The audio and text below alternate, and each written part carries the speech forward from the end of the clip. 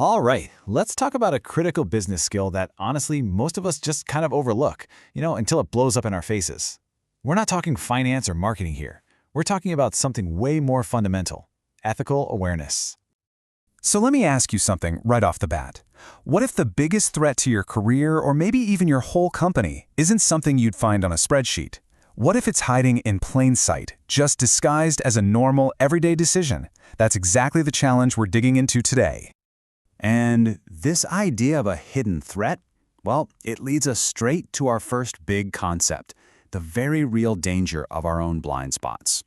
So, what is a blind spot in this context? Well, the official term is ethical blindness. And this is really important. This isn't about being a bad person, not at all. It's simply the failure to even see that a decision has an ethical angle to it. It's when a choice looks like it's purely about numbers or deadlines, but it's actually packed with an ethical weight you're just not seeing.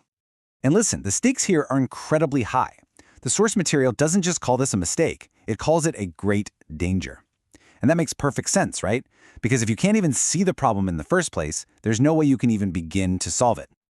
Okay, so if blindness is the problem, then seeing has to be the solution. And that brings us to the absolute core of this whole thing: ethical awareness. Ethical awareness is basically the antidote to that blindness. You can think of it like the on switch for your ethical brain. It's that gut feeling, that ability to look at a totally normal situation, like a tight deadline or a budget cut, and just pause and think, hang on, there's more to this. This decision is going to affect people.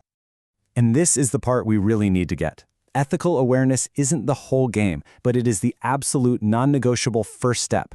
Without that initial spark of recognition, the whole ethical decision-making process just never happens. All the company values, all the codes of conduct, they're totally useless if you don't even realize it's time to use them. So if this skill is so vital, how do we actually get better at it? How can we cultivate a clearer view, not just for ourselves, but for our entire teams? Well, the research points to three main strategies. First up is problem prevention. This is all about framing ethical awareness as a smart move, something that saves the company from huge costs and reputational damage later on. Second, there's active training. You actually have to teach people what to look for, putting them in realistic scenarios so they learn to spot those tricky gray areas. And third, you have to listen to external triggers. So often, it's your customers or your suppliers who notice the ethical side of your decisions before you do. Their concerns are like a built-in alarm system for your blind spots. Okay, so once that little light bulb of awareness switches on, what happens next? Let's look at how that initial spark fits into the bigger picture of how we make decisions. So once you're aware, your brain kicks into gear. First, you assess the issue intensity. Basically, you ask, how big of a deal is this? Then, you filter it through your own individual factors, your personal moral compass, your values. Next, and this is a big one, you weigh the organizational factors. What's the culture like? What is your boss telling you? What are your peers doing? And finally, you look at the opportunity. What are the real-world consequences and what can you actually get away with? Awareness is what kicks off this whole chain reaction.